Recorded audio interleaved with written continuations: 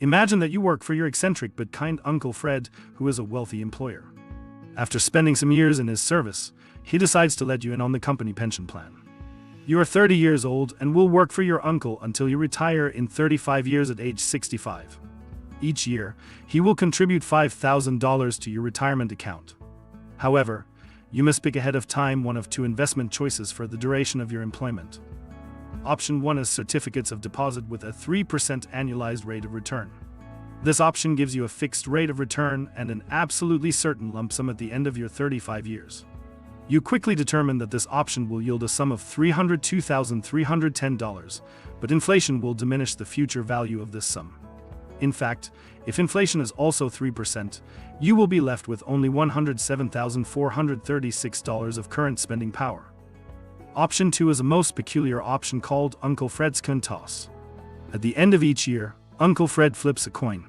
Heads, you receive a 30% investment return for the year. Tails, a minus 10% loss for the year. The first thought that comes to your mind is the fear of losing 10% of your hard-earned retirement money with the toss of a coin. You might end up with only a pittance for your retirement if you have a string of losing years. However, if you get heads all 35 years, you know that you will bankrupt poor Uncle Fred with your gains. He will owe you $162 million. You realize that over a long enough period, you will get exactly half heads and half tails. If you represent this with an alternating series of heads and tails, then the return in each 2-year period is represented by 1.3 times 0.9 equals 1.17. The first-year return of 30% results in your account being multiplied by 1.3, while a 10% loss multiplies your sum by 0.9. For each dollar you had at the beginning of the 2-year period, you now have $1.17. You determine that a 17% return at the end of 2 years is the same as an annual return of 8.17%, which is superior to the 3% return of the first option. You visit your former college statistics professor, who chides you for forgetting that you could have easily calculated the odds of any combination of coin flips with the so-called binomial distribution function. The professor pulls up a spreadsheet program and hands you the distribution graph of possible returns. What are the odds that you will flip less than 13 heads and come out behind? Less than 5%. The coin toss also introduces the difference between the average and the annualized return of an asset. The average return is simply the average of each of the individual annual returns. The annualized return is the return that you must earn each and every year to equal the result of your series of differing annual returns. Uncle Fred's coin toss is nearly identical to the choice faced by most investors between the safety of money market accounts or treasury bills and the gamble of common stocks.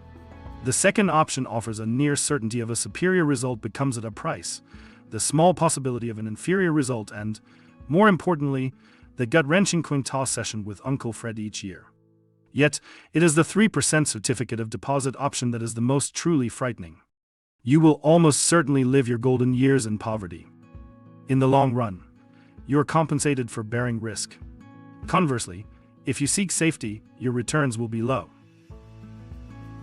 Experienced investors understand that reward and risk are inextricably intertwined. One of the most reliable ways to spot investment fraud is the promise of excessive returns with low risk.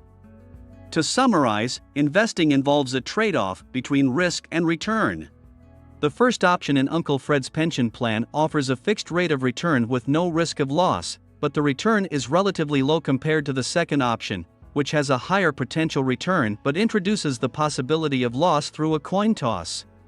The annualized return is a crucial concept that investors should understand when evaluating investment options, and the standard deviation of annual returns is a useful measure of risk. Investors should also be aware that the risks and returns of different asset classes can vary widely.